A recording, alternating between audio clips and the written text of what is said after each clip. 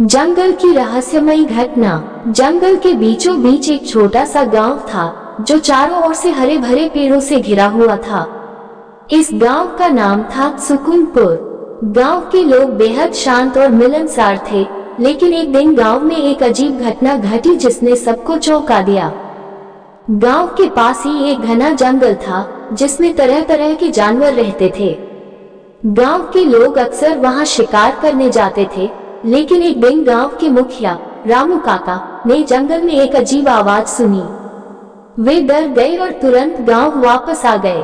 उन्होंने गांव वालों को बताया कि उन्होंने जंगल में एक भयानक चीख सुनी है। गांव के लोग पहले तो हंसे, लेकिन जब कुछ और लोगों ने भी वही आवाज सुनी तो सब चिंतित हो गए। गांव में चर्चा होने लगी कि जंगल में कोई रहस्यमयी शक्ति है।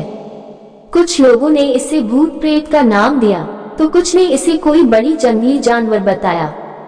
रामू काका ने गांव वासियों को समझाया कि हमें डरना नहीं चाहिए और इस रहस्य का पता लगाना चाहिए। उन्होंने कुछ युवाओं को साथ लेकर जंगल में जाने का फैसला किया। वे सब अपने अपने हथियार लेकर जंगल की ओर चल पड़े। जंगल में घुसते ही उन्होंने वही भयानक आवाज फिर से सुनी। सभी डर के मारे रुक गए, लेकिन रामू काका ने हिम्मत नहीं हारी। वे धीरे धीरे आवाज की ओर बढ़ने लगे।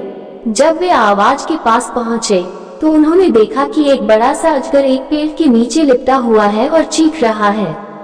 रामू काका ने ध्यान से देखा और समझा कि अजगर के पेट में कुछ अटका हुआ है, जिसकी वजह से वह चीख रहा है। रामू काका ने गांव के युवाओं को इशारा किया और सबने मिलकर अजगर को शांत किया। उन्होंने देखा कि अजगर के पेट में एक छोटा हिरण फंसा हुआ है। उन्होंने बड़ी सावधानी से अजगर के पेट से हिरण को बाहर निकाला। अजगर ने राहत की सांस ली और जंगल में वापस चला गया। गांव के लोग इस घटना से बहुत खुश हुए और रामू काका की बहादुरी की तारीफ की। इस घटना के बाद गांव में फिर कभी ऐसी अजीब आवाज नहीं सुनी गई।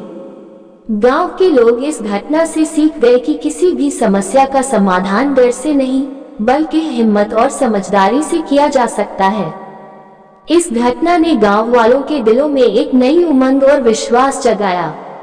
उन्होंने समझा कि किसी भी रहस्यमयी घटना का सामना करने के लिए एकता और धैर्य की जरूरत होती है।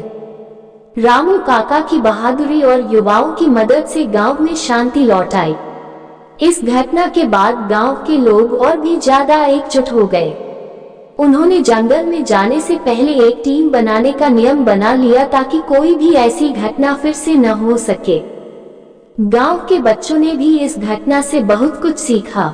वे अब समझ गए थे कि डरकर भागने से समस्या हल नहीं होती, बल्कि मिलजुल कर और समझदारी से काम करने से हर मुश्किल का हल निकल सकता है। कुछ महीनों बाद गांव में एक और घटना घटी। एक दिन गांव के किनारे पर कुछ अजनबी लोग आए। वे लोग बहुत भूखे और थके हुए लग रहे थे।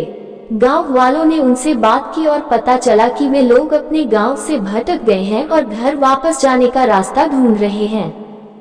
गांव वालों ने उन अजनबियों की मदद करने का फैसला किया। उन्होंने उन्हें खाना खिलाया, आराम करने के लिए जगह दी। अगले दिन रामू काका और कुछ युवा उन अजनबियों को उनके गांव तक पहुंचाने के लिए तैयार हो गए। रास्ते में एक बार फिर से वे जंगल से होकर गुजरे। इस बार भी जंगल में वही अजीब आवाज सुनाई दी, लेकिन इस बार रामू काका और उनके साथी डरने के बजाय सतर्क हो गए। उन्होंने ध्यान से सुना और समझा कि यह आवाज कहीं और से आ रही है। वे आवाज की दिशा में बढ़े और देखा कि एक पेड़ पर एक पक्षी का घोंसला है और उसमें फंसा हुआ एक छोटा चिड़िया चीख रहा है। रामू काका और उनके साथियों ने मिलकर उस चिड़िया को घोंसले से बाहर निकाला और उसे आजाद किया। इस घटना ने गांव वालों को एक और सबक सिखाया कि हमें हमेशा सतर्क रहना चाहिए और किसी भी समस्या का शांतिपूर्वक और समझदारी से हल निकालना चाहिए।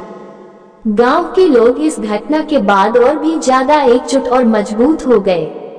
उन्होंने एक दूसरे की मदद करने और हर समस्या का हल मिलकर निकालने का संकल्प लिया। सुकुनपुर गांव एक मिसाल बन गया कि कैसे एकता, धैर्य और हिम्मत से किसी भी मुश्किल का सामना किया जा सकता है। इस कहानी से हमें ये सीख मिलती है कि डरकर भागने से बेहतर है मिलकर हर मुश्किल का डटकर सामना करना।